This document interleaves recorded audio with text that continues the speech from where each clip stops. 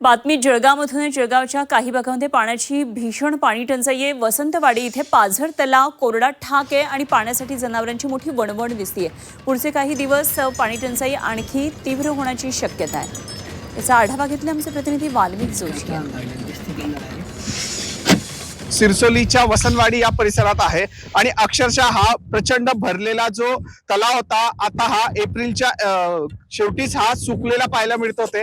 मोठ्या प्रमाणात शेतकऱ्यांना व गुरंचालकांना या ठिकाणी पाण्याची मदत व्हायची। या ठिकाणून पाणी मोठ्या प्रमाणात उपलब्ध होत असल्यामुळे शेतकऱ्यांना फायदा व्हायचा। मात्र याचा परिणाम जो आहे गुरंचालक व तसेच शेतकऱ्यांना मोठा फटका बसताना पाहायला मिळत होते। ज्या परिसरात आपण उभा आहोत या परिसरात एक गुरंचालक आहे, त्यांच्याशी बोलूया।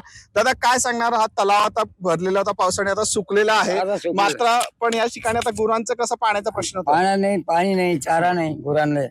माझं नाव सोमादेव चव्हाण आहे। माझ्याकडे 30 ते 40 गुरं आहे। माझ्या आता चाऱ्याचा लई त्रास आहे, पैसा नाही गरीब लोकांपाशी।